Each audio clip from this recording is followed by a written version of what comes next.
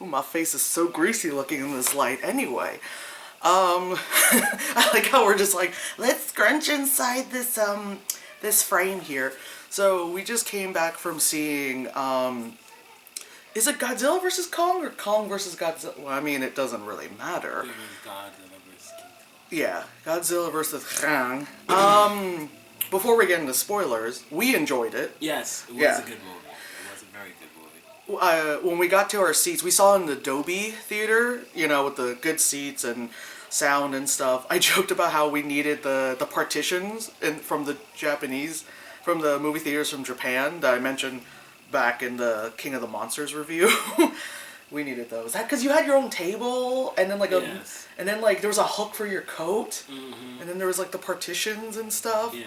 And it was great. Like, God. And you missed all my sweet commentary during that. I know, we had to be really quiet because it was Japan. Like, we couldn't be like, yo, motherfucker! You know, we couldn't do that. I still did, but you know.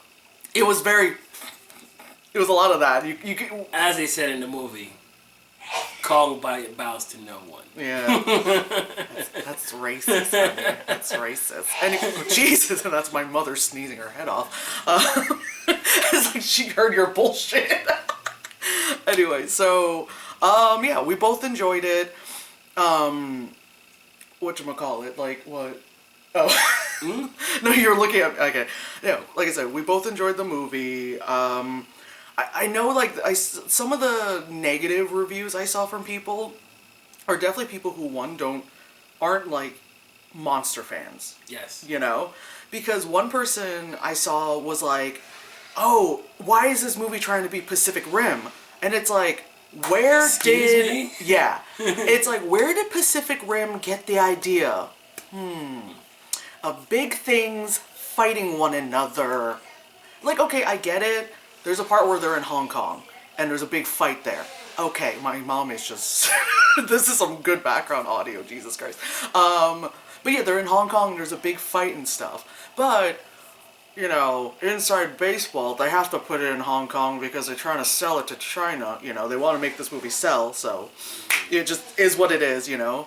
But yeah, people are like, why is this trying to be Pacific Rim? And it's like, where did Pacific, you know what I mean? Like, when Pacific Rim came out, we were like, I remember the knife head kaiju, that's why I have the figure, is like, it's very similar to, now because I've seen all 20,000 Godzilla movies, I forgot which one it was, but there is that actual knife head one from one of the old school ones, you know? I think Mystery... So needless to say, what she's trying to say is that Pacific Rim is a child of Toho and Godzilla. Well, yeah. Not the opposite. So all those who were saying that dumb shit about, oh, why is it trying to be Pacific Rim? No, Pacific Rim was trying to be Godzilla. Well, yeah. That's it. Because I remember when Pacific Rim came out, I even said, I'm like, this is if Godzilla and Power Rangers were a movie.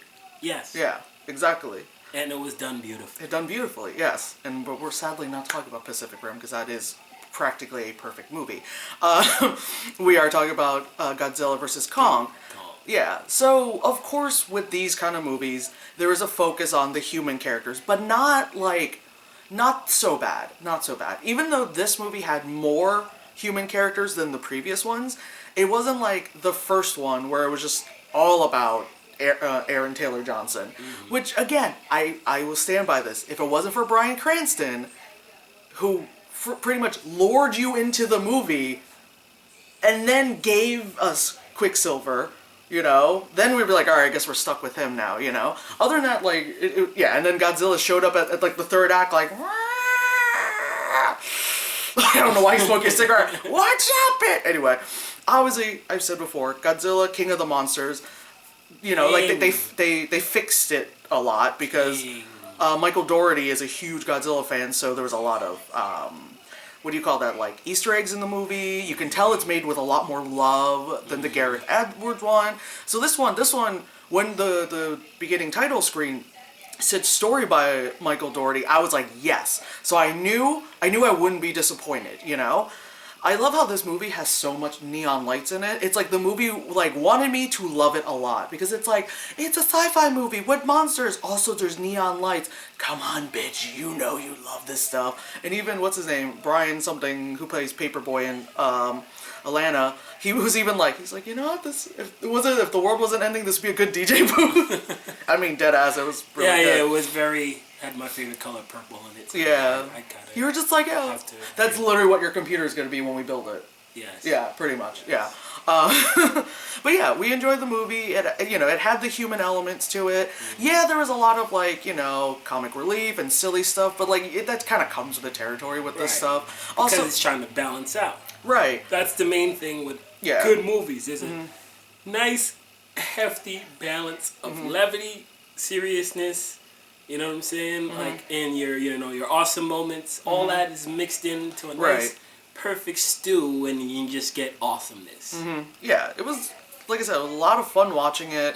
It's not the movie's fault. I wish we were able to see it in like the lovely IMAX that we usually go see in the city, but I'm not trusting that shit because those floors are always sticky. Those floors. I'm just saying, we went to that theater with the floor sticky. I'm just saying. No, it was very pleasant. Looking, the whole hallway's full of cum. Oh, God.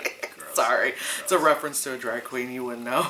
Anyway, I know, that's nasty. Like, oh, God.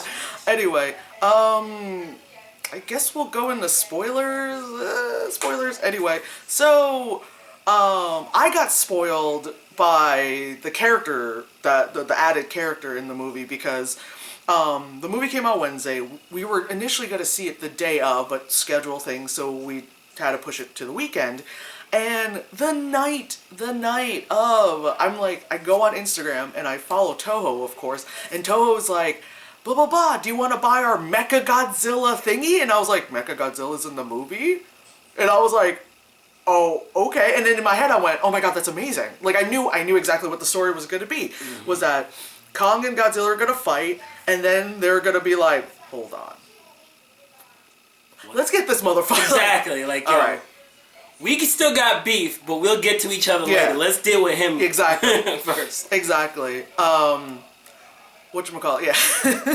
Of course, my dumbass was having South Park on the brain, because when they showed Mechagodzilla, of course I was like, I was like, huh? You were like, is that Mechagodzilla? I'm like, yeah, that's the spoiler, and you were like, oh shit. Of course, in my head, I was like, watch out for Mecha Streisand. Fucking South Park, man, I love them. Yeah, that part was great. The difference, obviously, with this Mechagodzilla and the old school one was it wasn't the Power Rangers thing of someone in the suit. They did the Pacific Rim thing. I'm gonna just do the quotes thing, where it was piloted remotely, but they had I guess you would say he drifted with it, but let's not be that person and be like, I mean, again, that whole idea it didn't start with Pacific Rim, but I have to mention it because people simpletons, the normies, don't know that Layman. stuff. Yeah. Again, yeah, so, like, I love how Alexander Skarsgård was, like, trying to be so American, where he's a 6'5" Swedish man.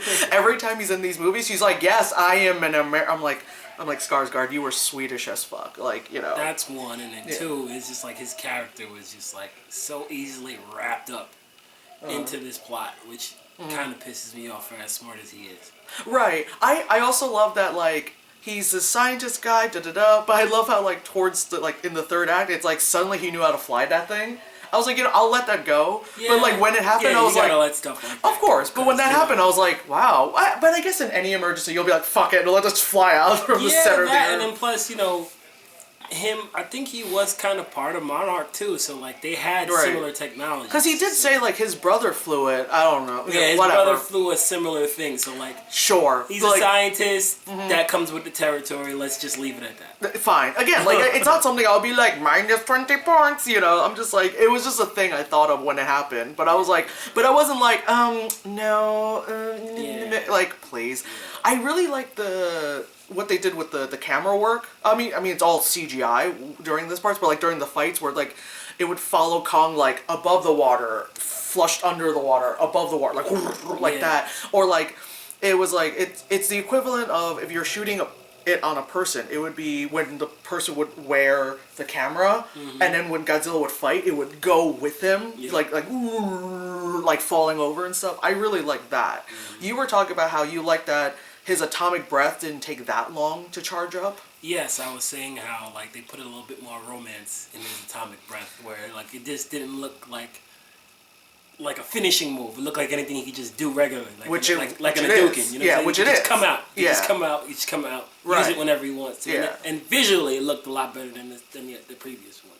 Yeah. Because like they just made it like he hit you with the atomic breath. It's over. No, it's just some part of his repertoire. Right. Which that was another thing, like, we were talking about, well, since this movie was, one, announced, two, when the trailer dropped, we were like, you know, Godzilla's winning. You know, if we're doing a... Kong versus Godzilla, there's no comparison. They scaled Kong up. Yes. Godzilla's the same size. Let me get this out. Okay. Because I had sent her meme a few weeks ago. And as you say, I'm going to look for it. Yeah, she's gonna post it up somewhere in here. So look for it later. Yeah. Anyway, I sent her a meme where basically Godzilla is literally wearing King Kong in like a Baby Bjorn type thing, because scale-wise, that's the difference. Godzilla is like bigger than the Empire State Building, and anybody knows King Kong, he was on top of the Empire State Building, only taking up about maybe a third of the building itself. So you can see that drawing. Exactly. You see what I'm saying? Like there's no fight there. Yeah, exactly.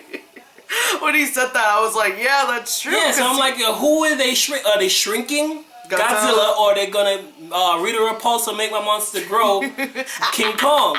You know what I'm saying? And basically, they shrunk Godzilla. Yeah. You know what I'm saying? They shrunk him a little, but they blew up like Kong too. Yeah. Because there's no... Yeah. The way they are fighting basically would anatomically not be possible. Right.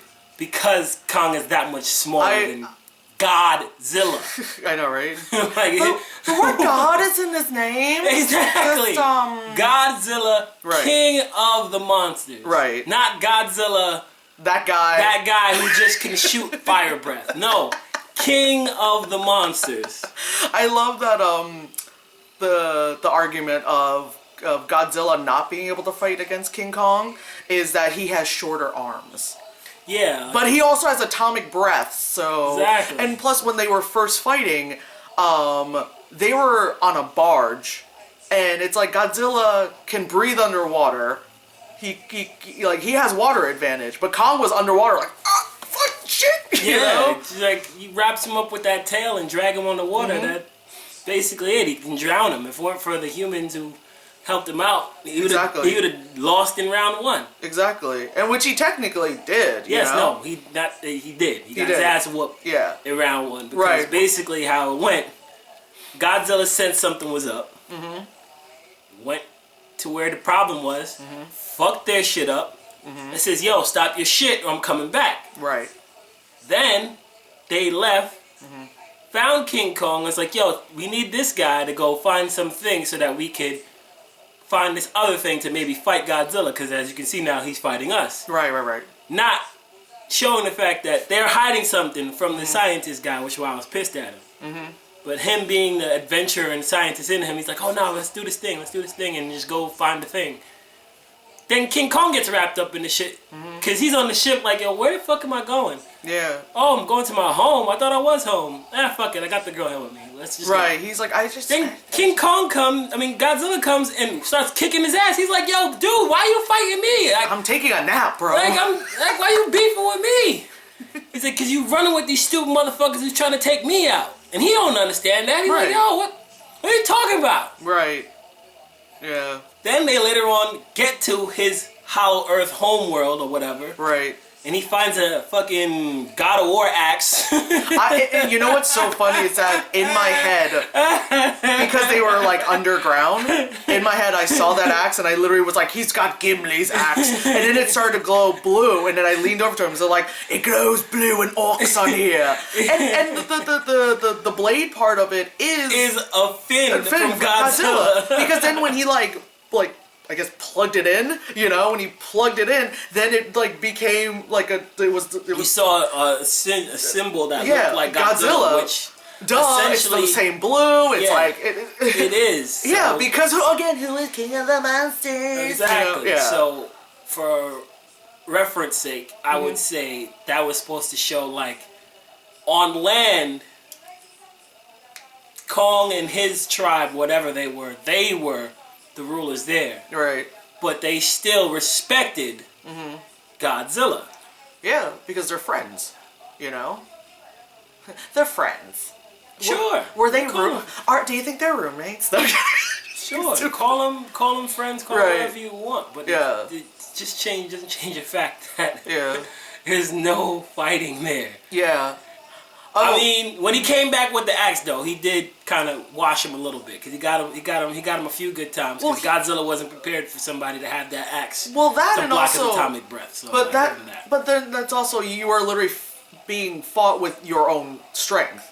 Yeah. You know what I mean? Because Kong is strong, but then he has his like fin thingy. So of course it's gonna be like a. It can penetrate his skin, right? Block his atomic breath. Exactly. Yeah. So like he's fighting with an advantage there because Kong doesn't know any better. Right. And let's mention like the evil capitalist. Let's just call it because it's like in my head I was calling him Spanish Brian Cox because he looks like Brian Cox, but if he was like a Spanish version of him, you know. And then his daughter, who's I forgot her name, but she was in Baby Driver. Yes. Yeah. Yes.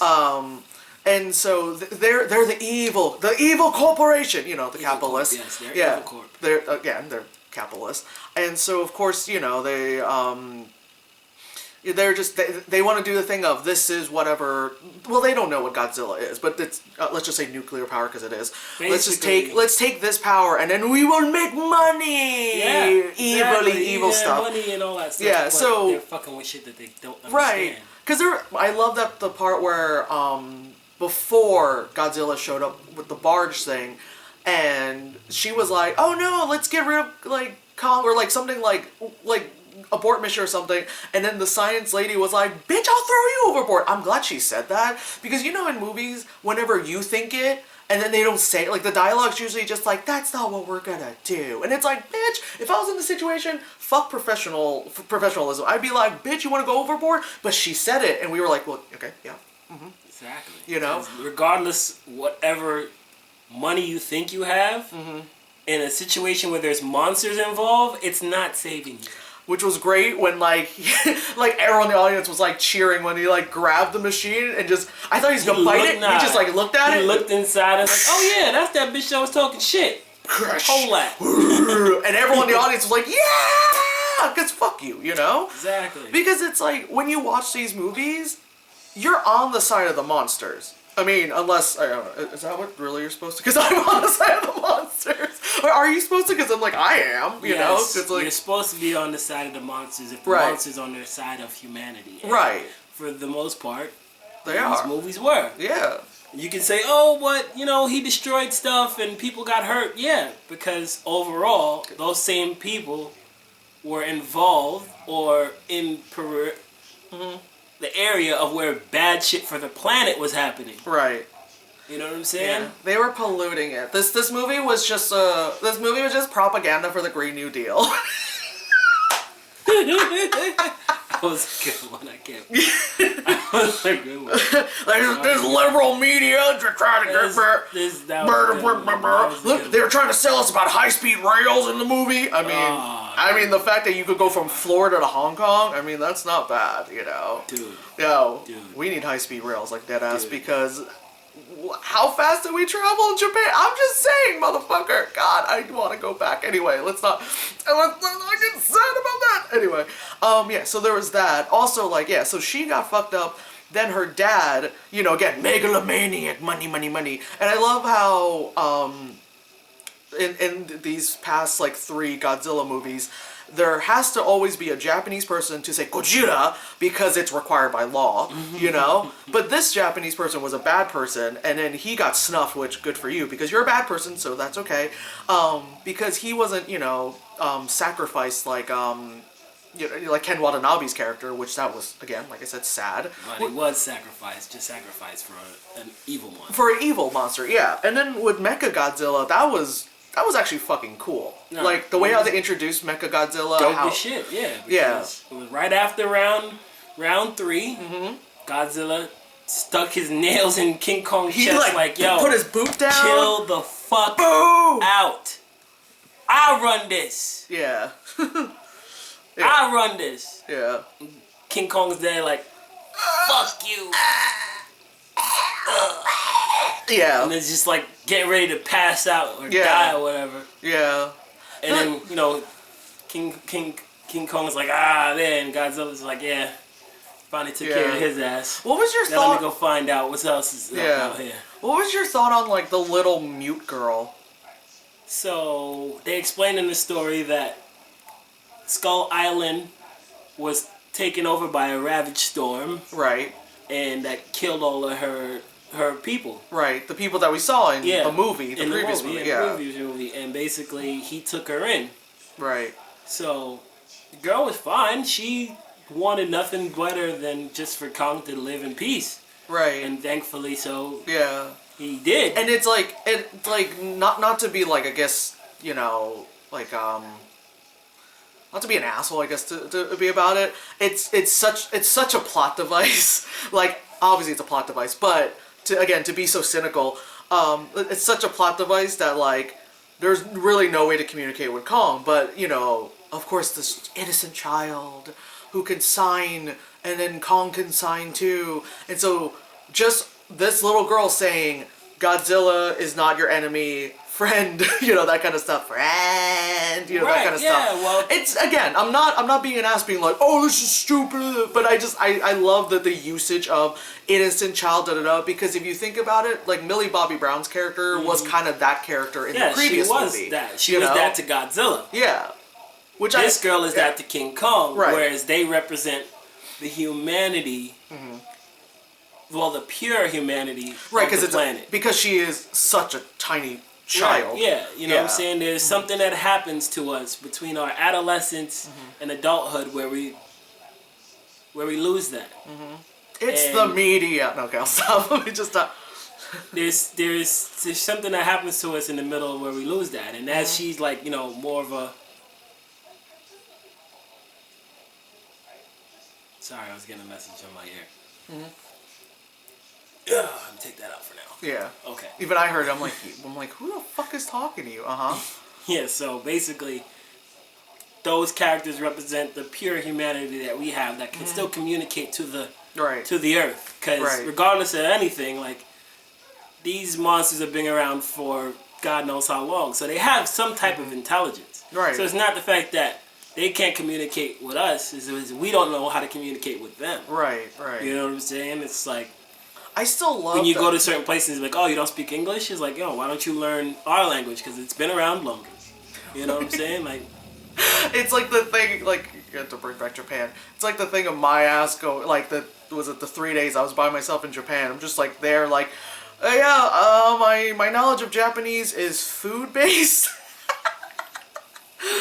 So, and then, like, people are just like, I can't believe you went to Japan, you don't even know Japanese. I was like, I had a great time. So I don't know about y'all. I wasn't making a fool of myself. I was nice to everyone. So I don't know about you. Please and thank yous. Yeah, please and thank yous, you know. Be polite. And that's it. Yeah. If you know the language phonetically, that helps. Yeah. That helps, but it's not. If they see that you're trying, they won't be mad. And then some of them are very excited to, like, you know, practice Speak English with you. Yeah. I had a whole incident. I'm not gonna bring up here because it's whatever. No, a lady told him that he had a really big stick. See. We put it in context. We were in Universal. It was his wand. I was the chosen one. I got the chosen wand. If anybody seen Harry Potter, they know the scene I'm talking about, where Ollivander gives Harry his wand. Yes, a whole room of us, and I got chosen, even over kids who was in their birthday. So I felt special. It was amazing. So when it did happen, it was amazing. And Joe should put the link to the video because I know she has it. It'll be in the description. Link in this. I felt like the man. So when we said we were going to Japan and we were going to Universal again, there was no way I was not bringing that. I mean, you also, like, what was it, late at night, we, like, opened that secret door and lit the fire and all that stuff. Yeah. Because I was able to figure out where the sensors were. But yeah, everyone else was like, you were doing some black magic. That's just like, I'm so terrible. Everyone was like, whoa! Yeah, because everyone was trying to do it and it wasn't working.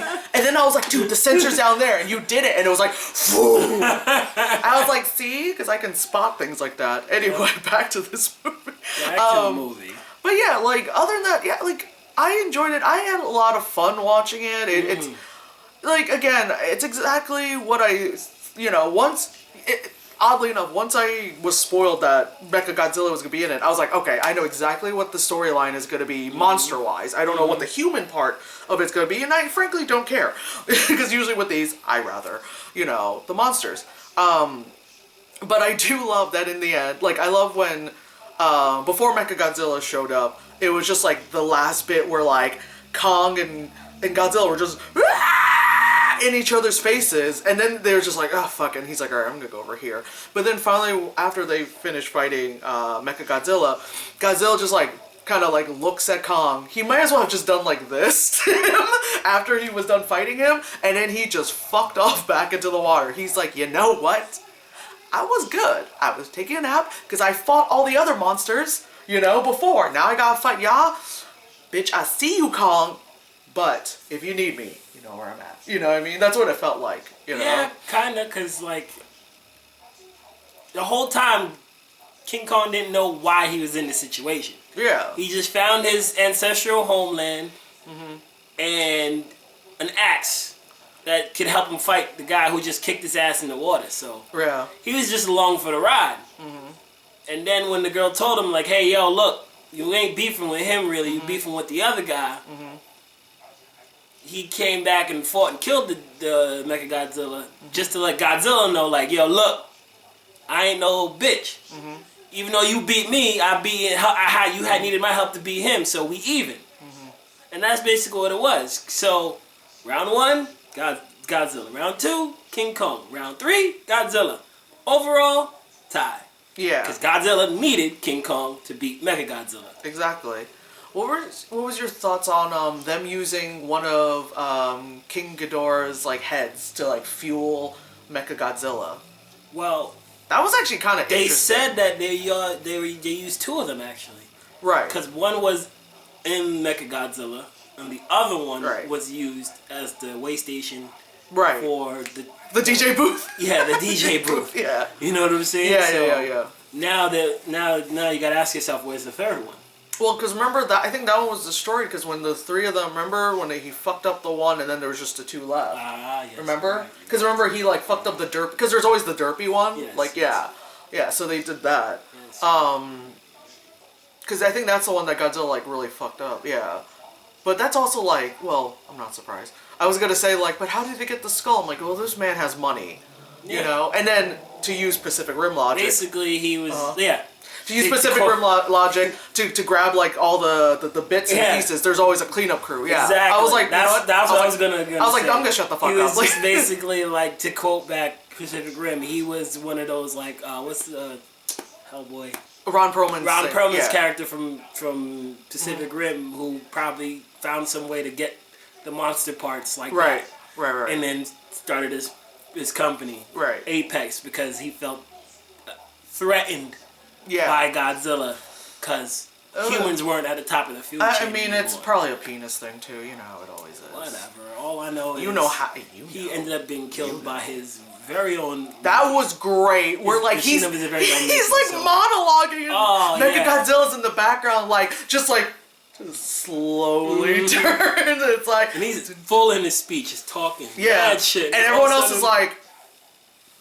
Yeah, he's not even looking at them and he's talking his shit like, dude, what are you doing? They're like, does he think they're backing up because he's sounding scary? And I love that when, what's his name, what was just like after it all blew up, he's like, I really want to hear the rest of that speech. I was like, you son of a bitch. Yeah, that was great. That was great. I mean, he's a great actor. He's great, serious, obviously comedy and all that stuff. Well, I mean, Atlanta's a comedy if people don't realize it. He's an amazing, he's a great actor. He's an amazing actor. Yeah, I like that he played that character. You know, Millie Bobby Brown, she does fine because she can act. You know, especially the scenes where she has to be like sad and watering and all that stuff. And then the kid from the Deadpool movie is in it. You know, just being a straight asshole like he always is. He's like, I like when you're like, oh, crack the password. He's like, I took an HTML class in summer camp. And like, what? Dude, he's like, was it a 90s summer camp? And I was just dying. I was like, oh man, that cracked me up. I was like, yeah. And to save the world, he used water. Yeah. Well, liquor. Liquor. It was liquor. You just poured it on the computer and that just destroyed. I was thinking that too. Like, okay, sure. Sure, it's short. $1 billion company doesn't invest in surge protection. Right. Sure. Also, my favorite thing is, you know how sometimes like. I get it, again, plot device. But you know how, like, sometimes they'll do that, but then it short circuits and makes the thing crazier? Part of me is like, oh god, maybe that won't work, but then it did work, and I was like, well, of course. Yeah, like, the movie's wrapping up. Right, exactly. Whatever. There was the third act music I played over there already. Exactly. I mean, it's fine. I'm, you know, I love how, because so we sat through the credits because, one, we're not in a hurry for anything. Two, you know, we're just like, let's honor all the people who worked on this movie by looking at their credits, and then when it just like ends and the lights came up, the people in the theater were like, oh, I'm like, you really thought there was gonna be an after credit sequence? Yeah. No, they only did that for Kong to connect it to Godzilla, and then they never did that again. Right. You know, but that was like the whole point, which I didn't even know they did that for Kong until I think around the time of like actually when it came out on Blu-ray, because actually not a lot of people really saw Kong in theaters. So when it came out, Wonder why. yeah, I mean, I wasn't too sure about it initially. Well, because Sam Jackson's in it, yeah. I thought a lot of people would see it because Tom Hiddleston was in it, you know. He's good. I'm not disputing him. You know what's funny is that there's a lot of Marvel people in it. There's Tom Hiddleston, Sam Jackson, Brie Larson's in it. Yeah. You know. Oh, she was great. But anyway, no, they were all great. Yeah. It's just the fact that it's a movie about a big monkey. Let's just call it what it is. Just saying. Just saying. Just saying. But yeah, so I don't know, like I mean, this is obviously making money. I'm wondering what the next iteration of this is gonna be. Like Space Godzilla. Oh my God! Please, That's my prediction. I need the shoulder Saying pads. it right here, right now. I need the shoulder Space pads. Godzilla. I need those light up shoulder pads. And also, Space Godzilla is like purple too, so it's like Space Godzilla. Also, Godzilla was mad thick in this one. I mean, Godzilla's thick, but he's a thick boy. Like Jesus Christ. He's been eating his Wheaties. I love that, like, Kong looked like a plushie and adorable, and then Godzilla was just looking like just a thick boy. And I'm just like, yep, that's our monsters right there. Yeah, it's really messing with me how much his beard looked like mine before I got my shave. That's racist. But, yeah, tell Masami that. We're going to talk about the trailers. I'm going to talk about the trailers. So, there was a trailer for a movie called... Get you, Masami. There's a movie called Night House, which I kept in my head I kept calling Reverse House, because it's like a weird thing of like something happened to the husband, and then she's seeing ghost stuff, and then she found a reverse like mirror world of her house, and it's like, what is going on? It looks interesting. I'll probably I'll probably watch that. That does look interesting. That I'll probably actually watch at home rather than theaters, but you know. Then they did the Suicide Squad, the newest trailer, which I mean we've seen it already, but we like it. They replayed the Fast and Furious one because obviously it's been some time. The Fast and Furious one, which it's ridiculous. I'll just watch it at home. I've watched all the other ones, you know, like. Dude, I don't know what to say about that shit. Whatever. The moment they got to the franchise where they were doing a heist movie and they were dragging that big ass safe and using 2 sports cars to drag it, the fact that they were able to drag it and using it like a fucking pinball, right? Thing. And the fact that the bumpers didn't fly off, I was like, you know what? Fine. Like after that, I was like, you just fine. let them get away with anything. Right? Yeah, they can do anything. Right. You can defy physics, gravity, sure. Why fucking not? Vin Diesel driving that, like, was it the previous movie, driving the Jeep through the nose of the plane? Sure, physics, like, whatever. Yeah, you're just like, fine. You watch it because it's ridiculous, you know? You don't go into these movies for anything that makes sense. You go into it for the big, awesome action scenes. Yeah. And just do cool shit that defy all logic. Exactly. And you accept them. You're like, sure, fine. You just watch it, you laugh, and then you go on with your day. Exactly. Then there was the Mortal Kombat trailer. Jesus Christ. Violence. Oh my God. In perfect harmony. We are definitely going to go back to the theater to watch that. Oh, yeah. I have to see that on a big screen. I have to see that on a huge screen. Pray Uh-huh. that the music from the original is Please. Test your might. All I just want to hear is... Oh my God. Yeah, it's going to be ridiculous. Mortal Kombat! That's all I want to hear. Like, I just need to hear that. Yeah, so it looks great because like the people they cast look like the characters straight from the game, which is amazing, you know. And a lot of them are like stunt people, you know. So again, So it's the literally guy, the same person doing all the action shit. yeah, exactly. Another thing though, which unless you saw the animated movie and follow the games franchise closely, people started to understand that Scorpion is actually a good guy. Because everybody automatically thought, fire, he's from hell, he must be bad. No, he's kind of like Spawn. He's a good guy who got screwed over by Sub-Zero. I like that they put in the trailer him doing the whole "get over here." Yes. Because you know if they didn't put it in the trailer and people are gonna be like, "Is he gonna stay in the movie?" Exactly. Even though yes, we know now he's gonna stay in the movie. You know, like you want to make sure you hit all the points, but don't reveal too much of it. Right. You know. But either way, it's gonna look better than the one from the '90s, or oh god, that sequel where everyone was replaced. In the entire cast except for one person, and the sequel was supposed to happen like 2 minutes after the previous movie, Yeah, and everyone's different. And Christopher Lambert is Raiden. Yeah. You got Highlander as Raiden, which I can't. don't understand what that was about. That was hilarious. Oh, the woman who's supposed to be that girl's mom, but they look like they're the same age, and she does that dramatic thing, and she's like, "And you will die." Like it was like such a dramatic pause. I mean, it's a movie to watch now to laugh at, but at the time But there's certain actors out of it that who like, even though they got typecast, they were still great in that movie. Like the actor who played Shang Tsung. Yeah. He got typecast in evil roles all the time because of that, but still, he was fucking awesome in that movie. I mean, again, it's something you watch now to laugh at, but at the time when it came out, obviously we were disappointed, you know? But now, after how many years, we're correcting the wrong, so, you know, yeah.